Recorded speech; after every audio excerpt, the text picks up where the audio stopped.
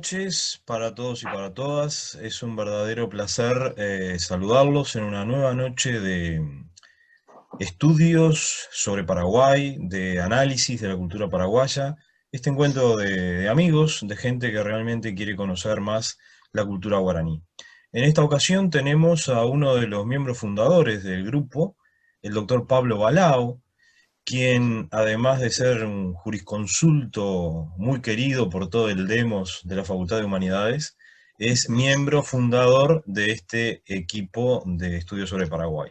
Así que bueno, sin más presentaciones, le damos al amigo Pablo Balao la bienvenida y la palabra para que comience con su concierto sobre las repercusiones musicales, la expresión, el cancionero popular paraguayo de la Guerra de la Triple Alianza. Adelante.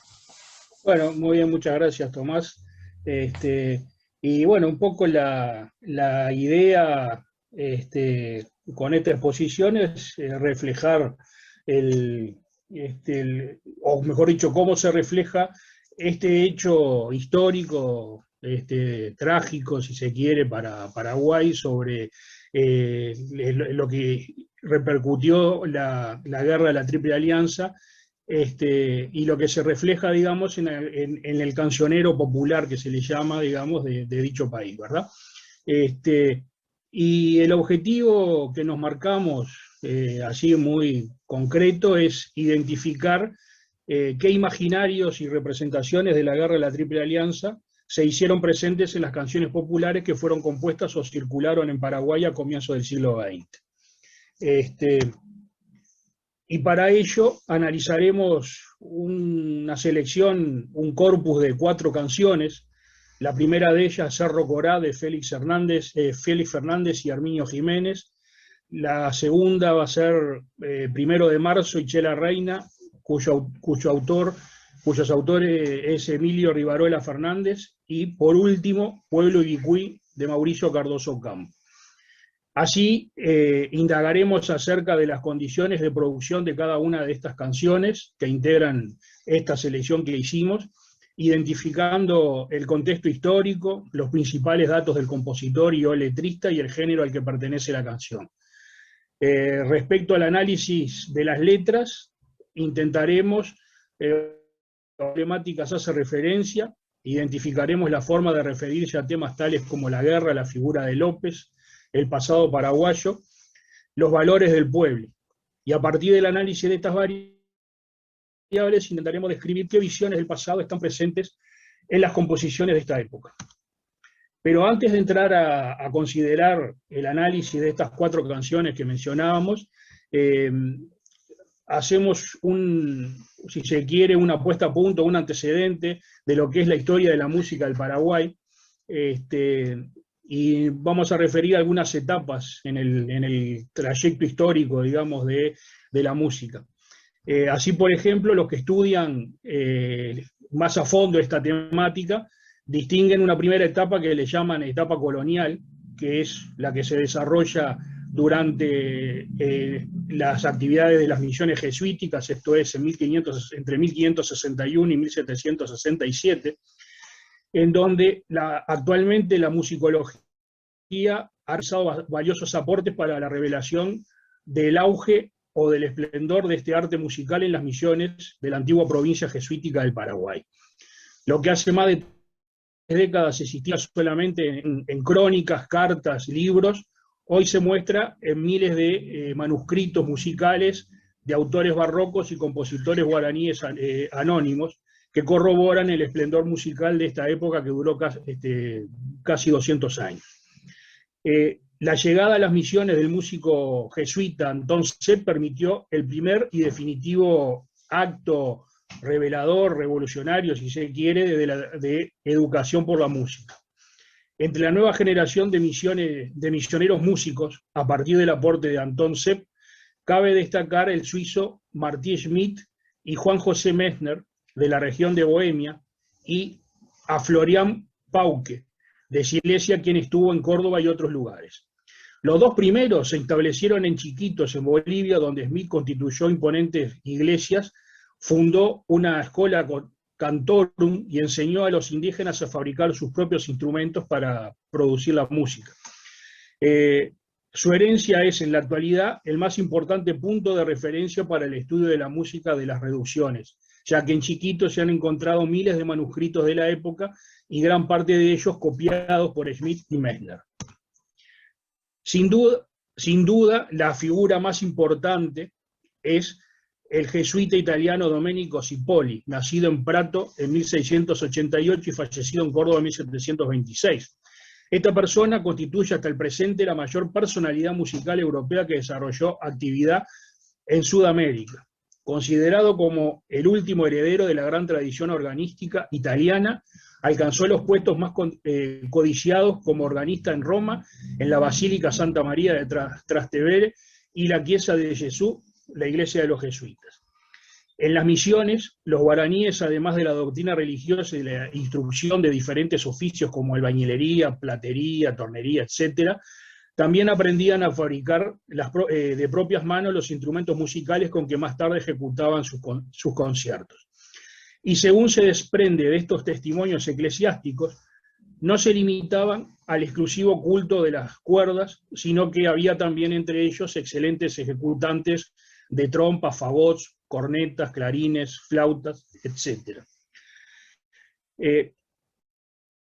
Una segunda etapa que podemos muy brevemente considerar, que es la que se refiere a la música después de la independencia.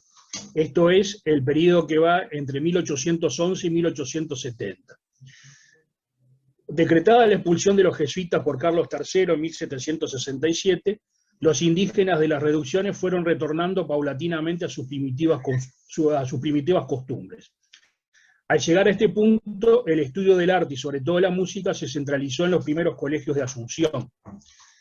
También se dispuso que cada parroquia se encargara de la manutención de 26 jóvenes naturales, los que debían recibir, entre otras disciplinas, lecciones de música, lo que significó un aliciente importante para la difusión de la música en el país. Por otra parte, la música laica, entre las que se contaban las nostálgicas baladas y los alegres aires de danzas españolas, se mimetizaron con la naciente concepción de la nueva raza, abrió camino bajo el amparo directriz de la guitarra andaluza y también acompañado con las coplas hispano-guaraníes y a las primeras composiciones nacionales. En 1853 arribó a Asunción el maestro francés Francisco Sauvajot de Dupuy, siendo contratado por el gobierno por organizar, dirigir e instruir a las bandas militares. Hasta ese entonces, las bandas militares habían estado a cargo de los músicos Benjamín y Felipe González. La influencia de este nuevo maestro en el incipiente mundo musical de Paraguay fue, sin duda, muy importante. Entonces, la natural distinción que lleva en sí todo artista formado en los centros europeos hizo que pronto este maestro francés se convirtiera en la figura más prominente del movimiento musical de la ciudad. Sus conocimientos de composición e instrumentación fueron de gran utilidad para instruir y orientar a los nobles músicos de la capital. Entre los alumnos de este maestro francés sobresalieron los siguientes, por ejemplo, Indalecio Ordiosola, Cantarillo Guerrero, Juan Cabrera y José de Alvarenga. Una tercera etapa, esto más muy brevemente, es lo que se conoce como la generación de oro de la música paraguaya entre 1885 y 1926, en donde se distinguen algunos autores como Agustín Pío Barrios, José Asunción Flores, Félix Pérez Cardoso, entre otros. Y me interesa, sí, para ya meternos en el tema central de esta exposición, hacer una breve referencia a la música folclórica paraguaya. Hago una salvedad que las etapas, digamos, de la historia musical continúan, digamos, porque en la década de 1970 para adelante hay otras influencias de otros estilos musicales, pero a los efectos de la exposición me quedo con los primeros años del siglo XX, porque son ahí donde vamos a tomar como ejemplos, digamos, las canciones que vamos a comentar ahora en un instante. Decía entonces que la música folclórica paraguaya es una de las expresiones más singulares y identificadoras de Paraguay. El primer género propio del país surgió a mediados del siglo XIX, denominada polca paraguaya, y que adoptó el nombre de un ritmo europeo, aunque no el estilo ni la forma. Es la forma más típica y tiene sus versiones ligeramente distintas a la galopa, el quireí, la polca canción y otros. Las dos primeras son más rápidas en cuanto a tonos musicales y alegres que la polca convencional, y la tercera que mencionaba, un tanto más lenta y melancólica. Otras formas populares constituyen el puraí o canto de lamentación y el compuesto, que cantan generalmente historias tristes, amorosas o épicas. La polca suele apoyarse en una letra poética, pero existen piezas instrumentales emblemáticas dentro de la música paraguaya, como por ejemplo El pájaro campana de Félix Pérez Cardoso. Y otro tipo de música es lo que se denomina la música popular, cuyos géneros más distinguidos son la avanzada. La guaraña es la segunda forma más conocida de música paraguaya y está caracterizada por ser un estilo de canción lenta derivada de la polca, creada a principios del siglo XX por José Asunción Flores. Cuando esta nueva forma alcanzó éxito, el músico avanzó un poco más en su innovación y creó la guaraña sinfónica, cuyos ejemplos son las conocidas piezas Emburicao y Panamá Beberá. Sus composiciones más ambiciosas fueron los poemas sinfónicos María de la Paz y Ñanderubusú. Entre sus grandes compositores están, entre otros, Mauricio Cardoso Campo, Agustín Barbosa, Herminio Jiménez y Demetrio Ortiz, y temas famosos internacionalmente como India, Recuerdos de Ipacaraí, Mi dicha lejana y Mis noches sin ti, entre otras.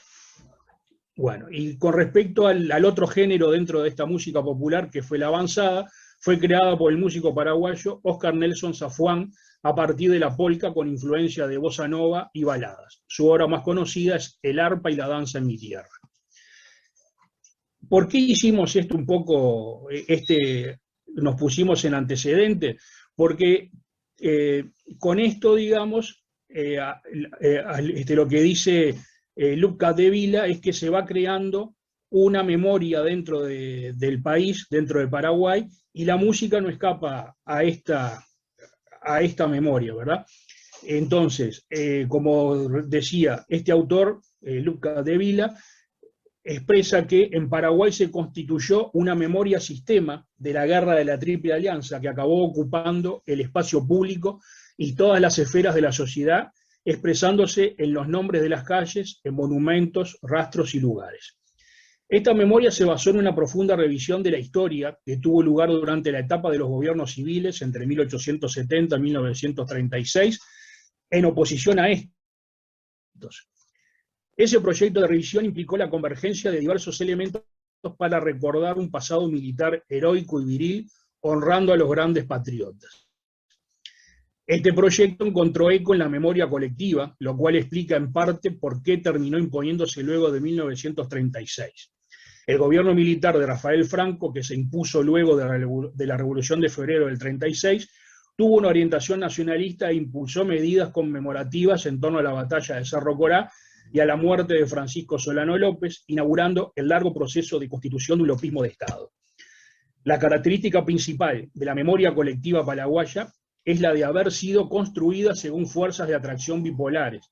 Con esta afirmación, Capdevila hace referencia a la oposición entre lopistas y antilopistas que atraviesa todo el siglo XX y en gran medida sigue vigente en la actualidad. De un lado, la visión patriótica de la guerra que ve en el mariscal un defensor de la soberanía nacional, del otro, la denuncia de la tiranía y los crímenes. Estas visiones opuestas cristalizaron en un debate historiográfico en el marco de la polémica entre Cecilio Báez y Juan Oleari en las primeras décadas del siglo XX, que ya hemos hablado en distintas oportunidades y no vale ahondar en este tema. En el plano de la sociedad, afirma Capdevila, esta oposición no se corresponde con una división binaria, sino que las posiciones dependen fundamentalmente de tradiciones familiares y locales, y de la mirada sobre el lopismo de Estado instituido fundamentalmente bajo la dirección de Alfredo Stroessner. Además de constituir un debate historiográfico, las divergencias en torno a la figura de López representan la principal oposición entre las ideologías del liberalismo y del nacionalismo en Paraguay, y sus expresiones políticas, es decir, el Partido Liberal y el Partido Colorado. La tensión entre lopismo y antilopismo, entre el fin de la guerra de la Triple Alianza y la Revolución de Febrero del 36, se tradujo en batallas en varios niveles por las formas de recordar la guerra. Hasta 1900, la conmemoración de Francisco Solano López fue objeto de proscripción. Durante estos años, el sistema de representación liberal de la historia organizaba el discurso público. La guerra era representada como una catástrofe y la epopeya nacional la constituía la reconstrucción del país, no la contienda. En ese marco, la rehabilitación de López fue el resultado de la acción de ciertos intelectuales y del movimiento popular, algunos de los cuales se alineaban tras el Partido Colorado. El ambiente cultural en el que se conformó inicialmente la memoria pública de la guerra estaba atravesado por la ocupación aliada y se trató entonces de una memoria traumatizada. Con el ascenso a la presidencia de Bernardino Caballero en 1880, se liberó en cierta medida una expresión moderada de patriotismo y los veteranos comenzaron a conmemorar ciertas fechas de la guerra. Así, en la década de 1890 tuvo lugar un proceso de cierta reconstrucción identitaria con la recuperación de una memoria heroica del conflicto que se percibe, por ejemplo, en actividad editorial con la publicación de relatos de guerra. En la década de 1920 tuvo lugar una serie de hitos en la construcción de esa memoria lopista, por ejemplo, la conmemoración de la batalla de Cerro Corán en el marco del cincuentenario del fin de la guerra, que fue llevada adelante por sectores de la sociedad civil sin que los poderes públicos tomaran la iniciativa, la manifestación conmemorativa del 1 de marzo, fecha de la muerte de Solano López, organizada por intelectuales y estudiantes, la inauguración del monumento a los héroes de la guerra en 1922, la adopción del nombre de Mariscal López por un barrio con aprobación de la municipalidad, la manifestación del 24 de julio de 1926 en el centenario del nacimiento de López, entre otros acontecimientos. Estas iniciativas motivaron también una oposición, por lo que no se puede hablar de la concreción del proyecto de rehabilitación. Este proyecto alcanzó un desarrollo mayor durante los años de la Guerra del Chaco, cuando se consolidó una ideología política en el seno del ejército y sobre todo luego de 1936, cuando estos sectores llegaron al poder. La nueva generación de combatientes y la sociedad en general recibieron esta guerra a través de la resonancia de la anterior. El nacionalismo se reforzó y se asoció la inmolación de los abuelos con la defensa del Chaco. Y la guerra contra Bolivia apareció como un acontecimiento para comprobar la dignidad de la nueva generación respecto del sacrificio de las generaciones anteriores. En resumen, de esta puesta a punto de estos antecedentes, los años que van desde el fin de la guerra hasta la década de 1930 están caracterizados en el plano de la memoria por la tensión entre sectores lopistas y antilopistas, por una política oscilante por parte de los poderes políticos respecto de la conmemoración de la guerra y por la conformación de una convergencia lopista. Esta convergencia, como la denomina Capdevila, correspondió a una confluencia entre intelectuales revisionistas, sectores políticos y el movimiento popular. Pasemos ahora entonces a lo que es el centro de esta exposición, que es la guerra de la Triple Alianza y la música popular paraguaya. La primera canción que analizamos es la denominada Cerro Corá, que fue escrita por Félix Fernández. Este autor vivió entre 1897 y 1984, y comenzó a elaborar los primeros versos de este poema épico alrededor de 1912, cuando tenía 15 años, retomando e inspirándose en los relatos de su abuelo, quien había sido soldado en la guerra de la Triple Alianza.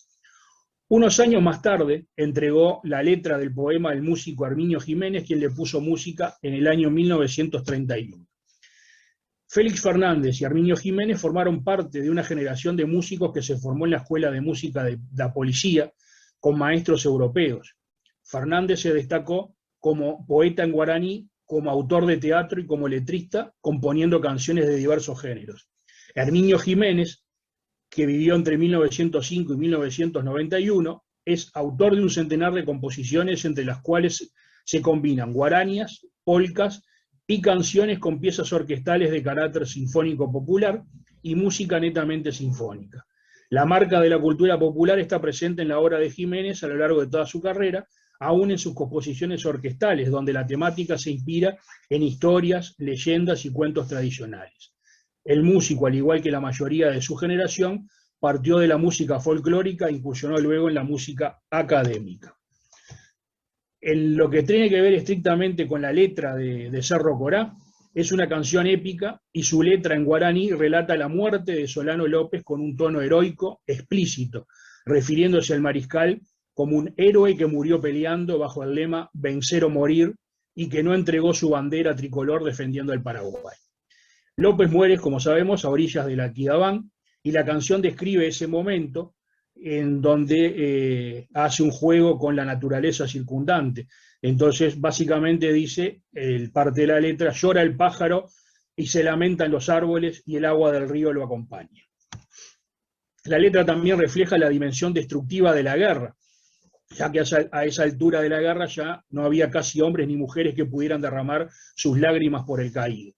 Existen numerosas versiones grabadas de Cerro Corá, desde interpretaciones realizadas por orquestas hasta versiones instrumentales solistas de arpa o guitarra, lo cual pone de relieve la importancia de esta canción que la lleva a considerarse un himno adquirido por la sociedad paraguaya. Y acá voy a hacer, a ver si le pido la ayuda a Matías para poder compartir para escuchar parte de esta música, a ver si podemos.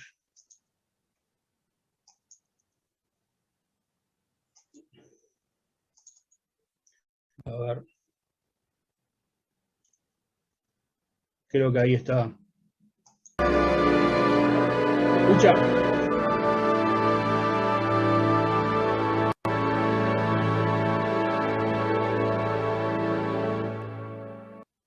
Campamento, campamento, amoite Cerro Corape, careveco e tirire, ñande guerra o pajagüe.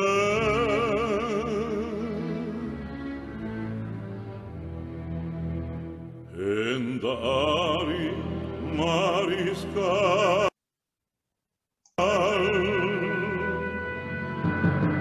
y de espada mio cape vencer o morir que cape o fumo Haití un mi gamba.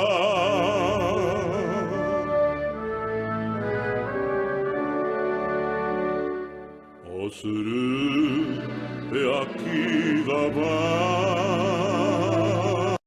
io mi abtepe inye me omombe nyanderu mano hawe.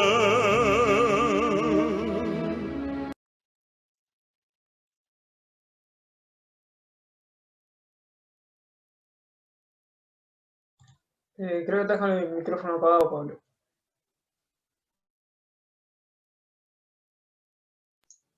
¿Ahora? Sí. Bueno, entonces, digo, la canción obviamente es más larga, pero si no se nos va. Pero lo que quería mostrar era que escucharan, digamos, la tonalidad, ese cansino, digamos, melancólico y triste, digamos, ya que relata, digamos, el hecho de la muerte de Francisco Solano López. Con respecto a la segunda canción, que tiene que ver con el 1 de marzo, que se llama 1 de marzo, pero esto está también vinculada con la otra guerra en la cual participó Paraguay, que es en la Guerra del Chaco. Y en ese contexto de la Guerra del Chaco, que transcurrió entre 1932 y 1935, la música funcionó como un importante vehículo de patriotismo.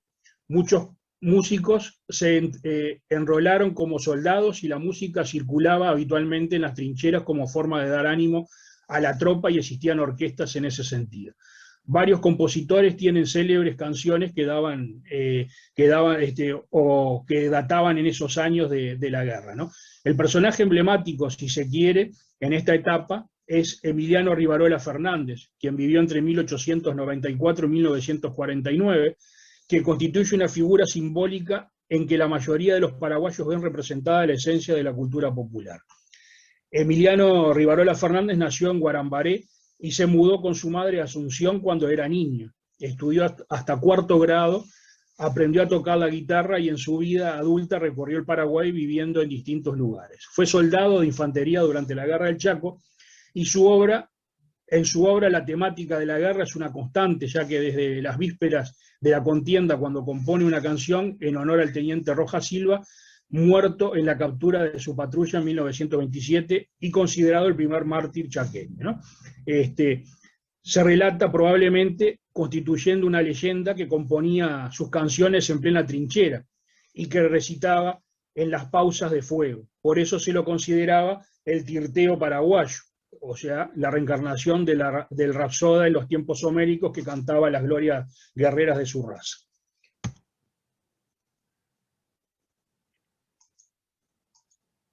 Bien, ahora, la música de la Guerra del Chaco nos permite observar de qué manera la memoria de la Guerra de la Triple Alianza se revive y resignifica en el nuevo conflicto.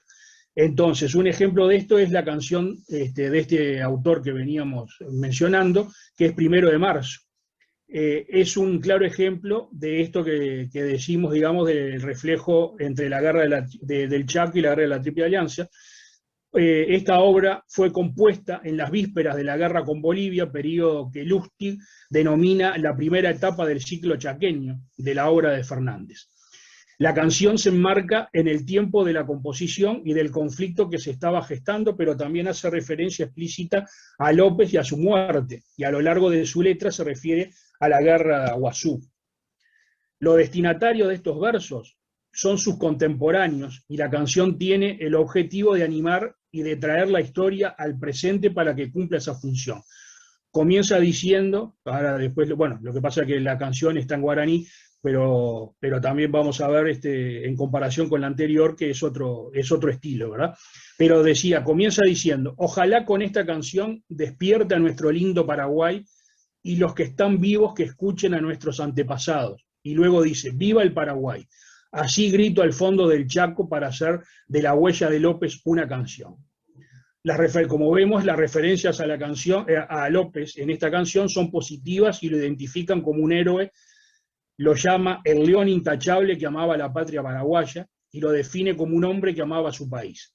Identifica al enemigo cuando afirma que acudieron 3 naciones para destruirnos totalmente, pero se toparon con la valentía de los paraguayos y vieron cuánto vale la raza guaraní. La canción pertenece al género de la polca, inscribiéndose claramente en el folclore paraguayo. Si querés, Matías, hacemos lo mismo, escuchamos un fragmento. Creo que ya está habilitado para escuchar el sonido. A ver. Cose pura que gigante Mombal, Paraguay por ave. Ay, meroico veñan de Ruimato, ya pusacata, mocudiana, tojenduo y bacoyaneretane. Ay, pajaste, añato y yabeco se embaracá. Viva el Paraguay, peina Zapucay, Asacoruguape. Allá pojangual, operate, cuevo y pura que era mí.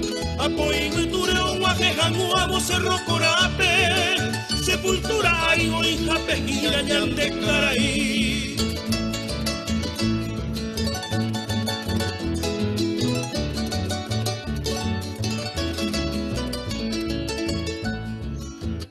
Se tapuita, amboye guapa, sin tricolor, amo Maite Ivo, 1 de marzo, Coello, Punta, 00 Mairondo, viva mi Pesolano López. Leonita Chávez, Oja y Cubacue, Paraguay de Ta. Oja iba Cuembo, Japón, Bretaña, Neundi Pavo. La seco pecuera, Bayoneta y Ta, Ati Aireí. Oye, pues sangato, yo tipo y que voy a batallar en cabo. Un pepeo que samba, el pama de raza guaraní.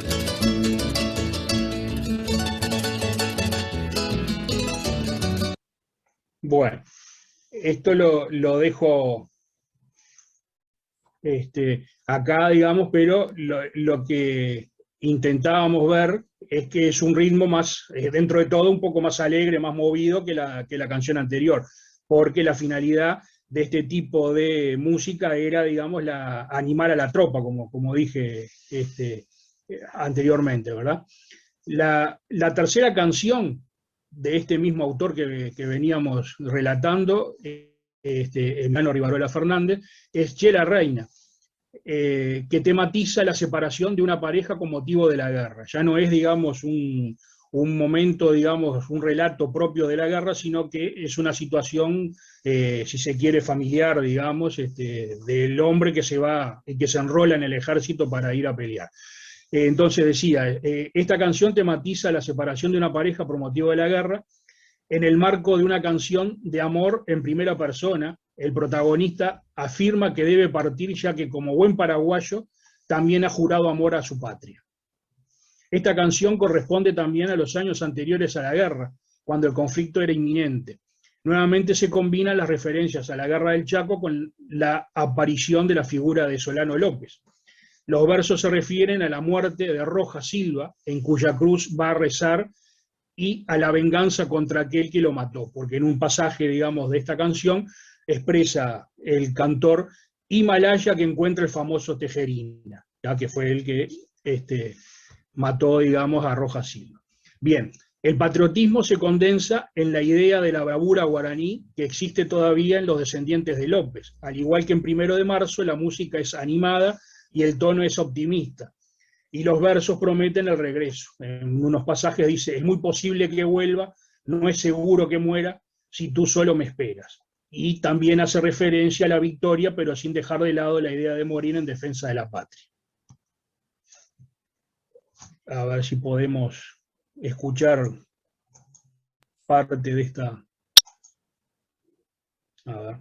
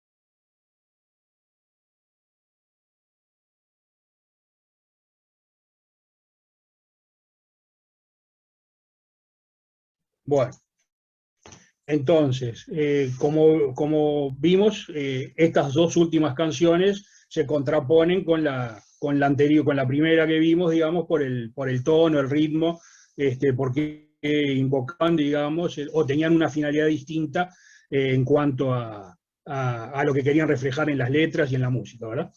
Y por último, una cuarta canción que vamos a hacer referencia, que tiene que ver con su autor, Mauricio Cardoso Campo. Este autor vivió entre 1907 y 1982, y es otro importante referente del folclore paraguayo. Nacido en Ibicuí en 1907, se trasladó a Asunción y perteneció también a la generación que se formó en la banda de policía de la capital. Se instaló luego en Buenos Aires, donde permaneció por más de 2 décadas, y pese a estar fuera de Paraguay, su rol como folclorista fue muy significativo. En Buenos Aires formó un dúo con Eladio Martínez e interpretó y compuso numerosas polcas, guarañas y canciones con temáticas vinculadas al Paraguay. Y durante la Guerra del Chaco, este dúo organizó recitales para reunir fondos de la Cruz Roja para la Cruz Roja paraguaya. Lo que tiene que ver con la canción específica Pueblo Ibicuí es una guaraña solemne y melancólica que fue compuesta durante los años de la Guerra del Chaco y motivada por la muerte de su hermano. La primera grabación de esta canción data de 1934 y fue realizada en Buenos Aires para el sello Odeón. Allí se retoma uno de los temas habituales de la música de inspiración folclórica, que es el canto a la tierra de la infancia por parte del que está lejos, en tono de añoranza. Cardoso Campo le canta a su tierra de origen, Ibicuí. En una de esas estrofas dice: en tu humilde solar corrieron mis años de feliz niñez, yo quisiera volverte a encontrar, tan risueño cual yo te dejé, con tu huerto exhalando azar. Ahora bien, de acuerdo a un testimonio de su hijo, la letra original de la canción incluía una estrofa que luego fue quitada por el autor, la cual decía: oh pueblo Ibicuí, qué florido estabas cuando te dejé, hoy rincón guaraní, lloras tu tributo de sangre y de sed, pues impío el cañón destruyendo vías con saña y maldad, la materna ilusión convirtió en amarga y cruel realidad. Las caricias que supieron ser dicha en mi niñez. Esto igual no está confirmado por lo que estuve viendo, esta afirmación del hijo, esta supuesta afirmación, pero si fuera cierta, podemos observar cómo el pasado, idealizado y añorado, es interrumpido y modificado por la guerra. Esta guerra no tiene referencias históricas precisas, o sea, en la canción no se puede especificar si está hablando de la guerra de la Triple Alianza o la guerra del Chaco, pero sí habla de la situación de guerra, ¿verdad? Esta guerra no tiene referencias históricas precisas, por lo que no se puede asociar directamente a la guerra de la Triple Alianza o la del Chaco, pero lo que pone de relieve es una concepción simplificada del tiempo donde el hecho trágico de la guerra separa el pasado del presente. El presente está marcado por el exilio. En un pasaje el autor habla de: hoy paria en mi vagar, mi anhelo tan solo es verte otra vez, y por la nostalgia. La falta de referencias históricas también da cuenta de cómo la guerra es un factor que opera en el presente de forma constante y cómo en la memoria las dos guerras, la pasada y la contemporánea, se fusionan. Vamos a ver si podemos escuchar parte de esta canción.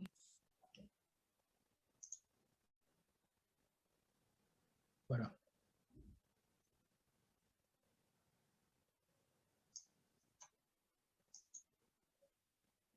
A ver.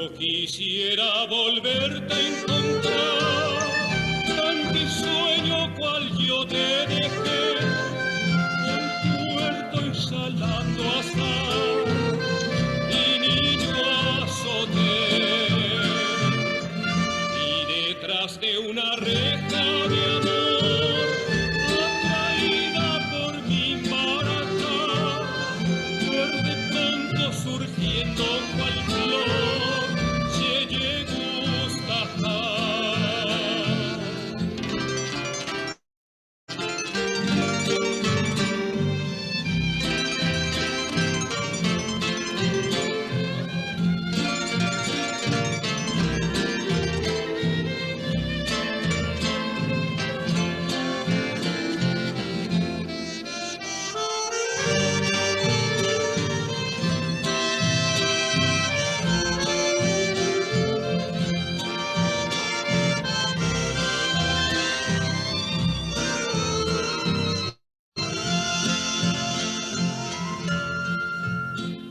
Oh,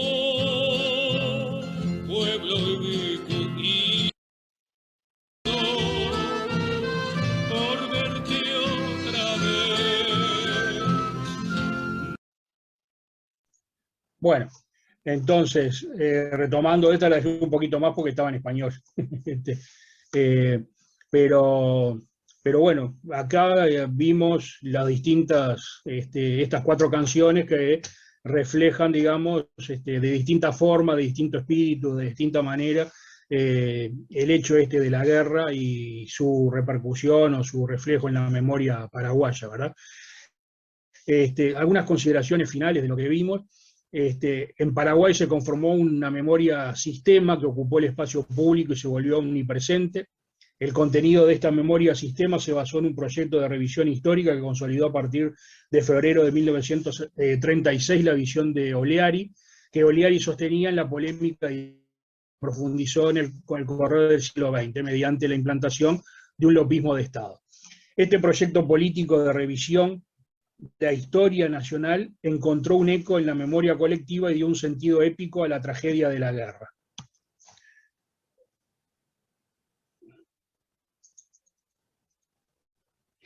En las canciones analizadas encontramos ciertos elementos recurrentes que dan cuenta de trazos de una colectiva de la guerra de la Triple Alianza. La rehabilitación de López como héroe nacional está presente en composiciones de las décadas de 1910 a 1930, integrándose de esta manera a la convergencia lopista de la que participaron varios sectores del espectro político y de la sociedad civil. En los trazos de la memoria que se expresan en las canciones se observa una temporalidad simplificada, binaria o ternaria. El tiempo se organiza en torno al hecho traumático de la guerra y existen un antes y un después con la presencia de un pasado idealizado y añorado. Los límites entre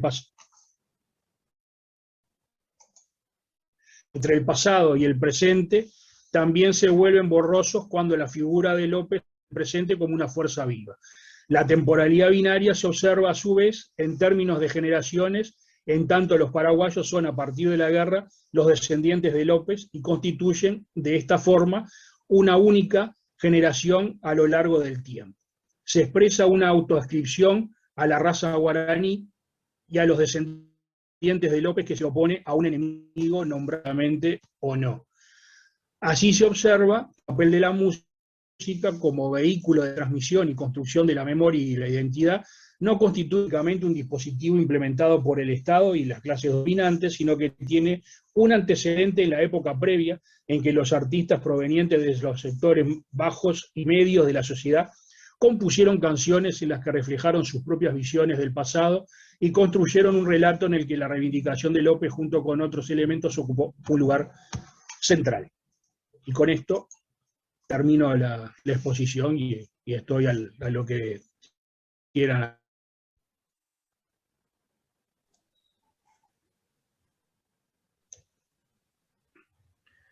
Perfecto, Pablo. Muchas gracias. Muy buena la exposición, muy gráfica realmente. Esperábamos que cantaras tú también, pero frustraste esa expectativa que teníamos. Con eso no cuento. Estamos a tiempo todavía, ¿no? Estamos a tiempo, pero no. Bien, excelente. Bueno, abrimos la ronda de preguntas y comentarios.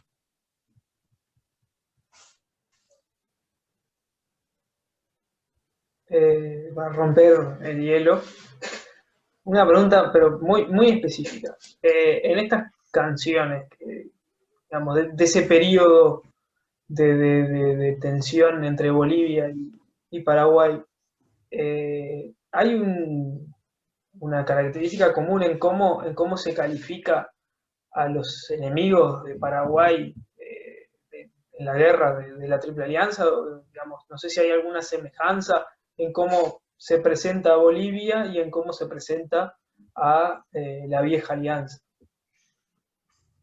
No, la verdad que no encontré referencias, digamos, parecidas a cómo se presenta en un caso y en otro, ¿no? De las dos guerras el enemigo, ¿no?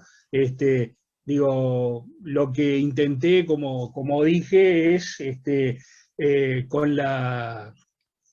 contraponer, digamos, las canciones, sobre todo las que escuchamos al principio y la segunda y la tercera, ver, digamos, de qué forma se hacía referencia a una guerra y otra, porque las dos, la segunda y la tercera, digamos, de Rivarola Fernández, están escritas, digamos, previo a la guerra del Chaco, sí, bien digo, y tiene, digamos, o se hace como aliciente de los soldados, ¿verdad? La otra, digamos, relata un hecho trágico, digamos, para el autor, como lo fue la muerte de Solano López, y todo lo que llevó, digamos, esa muerte, ¿no? Pero a tu pregunta específica, Matías, no te puedo decir, digamos, porque no encontré, digamos, en esto, digamos, si había similitudes en cuanto a nombrar al enemigo, digamos, de una misma forma parecida, digamos, digo, no digo que no haya, digo, no, las canciones no reflejan eso, por lo menos las que yo seleccioné, porque leyendo me decían, digamos, que eran las más significativas, que representaban, digamos, unas vivencias y otras, digamos, en cada una de las guerras, ¿verdad?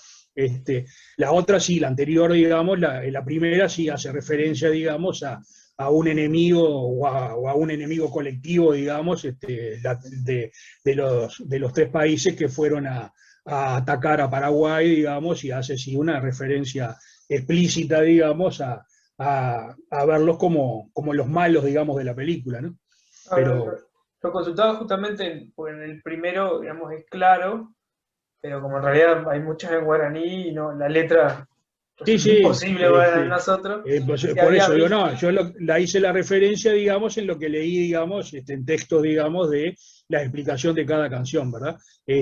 La primera sí, no hay duda, digamos, porque por eso es el tono ese melancólico, triste, digamos, que relata, digamos, el hecho concreto de la muerte de Solano López, ¿ya?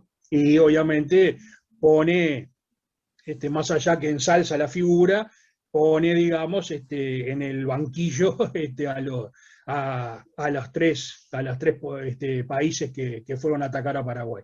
Las otras, digamos, son más animadas, digamos, porque tienen la intención de reanimar a la tropa, ¿no? Esa es la explicación. Pero bueno. Bárbaro, gracias, Pablo. Muy bien.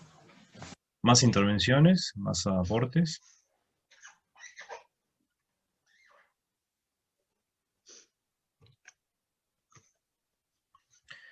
Por mi parte, te comento, me llamó la atención cómo paralelamente a la construcción de un lopismo político, ideológico e historiográfico, se corresponde este proceso que tú tan bien describiste de un lopismo musical, de un lopismo que de alguna manera satura lo que podríamos llamar el imaginario colectivo popular, ¿verdad? Sí. Evidentemente, esto forma parte de esa operación historiográfica que desde la polémica de 1902 se empezó a procesar, ¿no?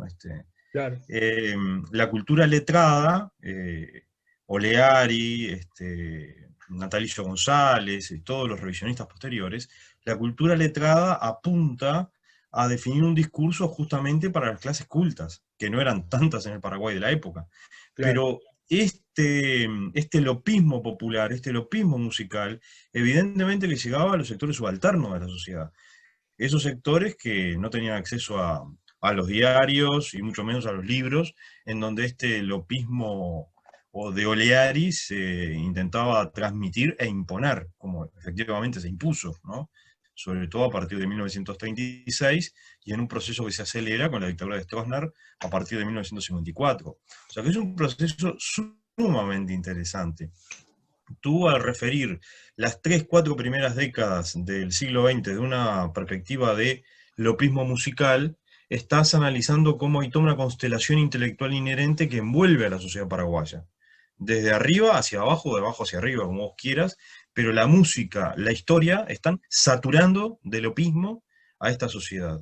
Y obviamente que saturar de lopismo es sinónimo, sobre todo a partir de 1936, de saturar de coloradismo a la sociedad paraguaya, ¿verdad? Una ideología lopista que va a convalidar los hombres fuertes que se van a imponer. El coronel Franco primero, Stroessner después. Bueno, Morínigo en el medio y Stroessner después. O sea que es una perspectiva sumamente interesante de cómo se construye un imaginario colectivo de carácter muy ideologizado, pro-lopista y por lo tanto pro-colorado, sin ningún lugar a dudas. Son cuestiones que supongo yo que ameritarían estudios más profundos. No sé si tú en la búsqueda de materiales has visto análisis de este tipo que estamos conversando, Pablo.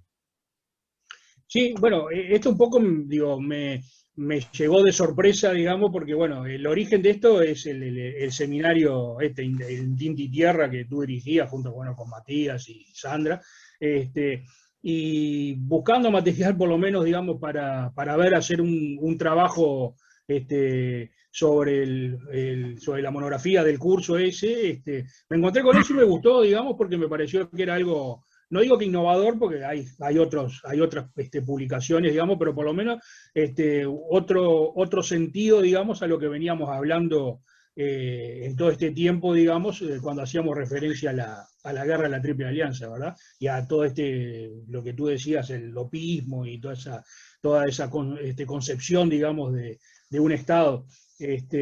Y justamente me llamó la atención, digamos, cómo, porque uno lo ve, digamos, o lo teníamos asociado a una cuestión intelectual, digamos, la reivindicación, digamos, de la figura de Solano López, pero no visto, digamos, como arraigado en la cultura popular, como es, digamos, este tipo de canciones, ¿verdad? Entonces, por eso, digamos, pero sí, digo, en algún futuro está abierta para seguir ahondando, digamos, en la temática, ¿verdad?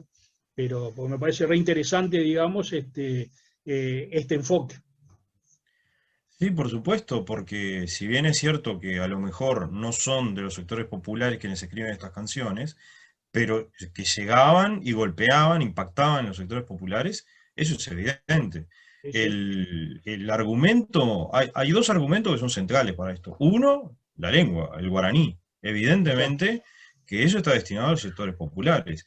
Y segundo, la cadencia musical. Yo no soy músico ni sé nada de música, pero tú señalaste muy bien, yo acá anoté, ¿no? La primera, melancólica y triste. La segunda y la tercera, ritmo vivo. La cuarta, nostalgia, ¿no? Sí, sí. Es decir, la primera canción está cronológicamente más cercana a la guerra, es A la obvio guerra.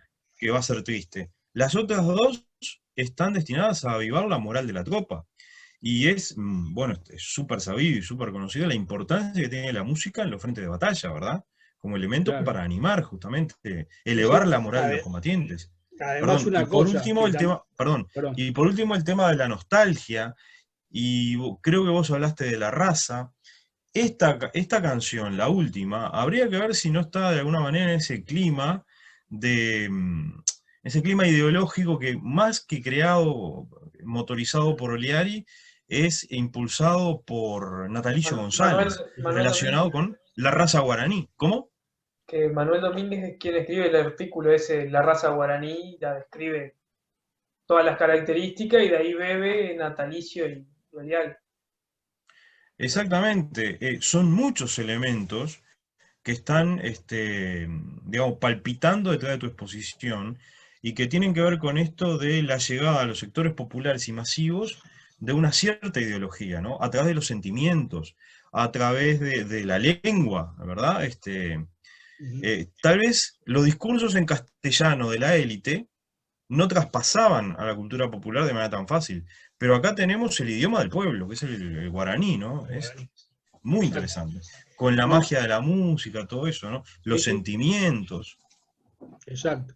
No, además la primera canción, la letra o los versos, digamos, son relatos del propio abuelo del autor. O sea, el autor, digamos, el abuelo del autor peleó en la guerra de la Triple Alianza. Entonces, obviamente la vivió y fueron relatos, digamos, que después, que después se tradujeron en la letra de la canción, ¿verdad? Exacto. Exacto. Por Además, eso, otro digamos, elemento que decías de importante lo que más está cercano acá es...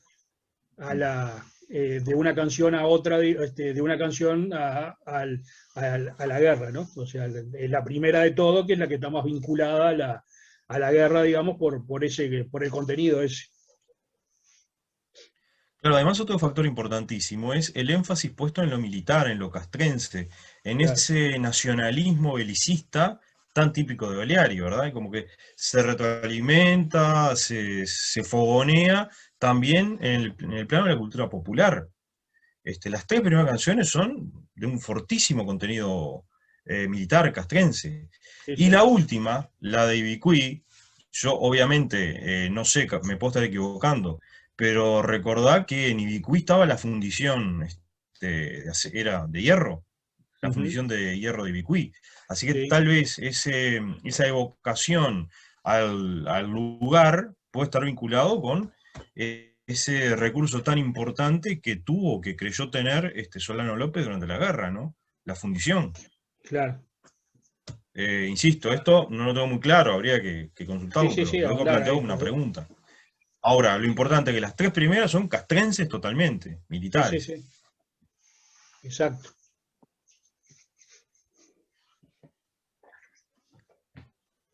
¿Algún comentario más? ¿Alguna pregunta?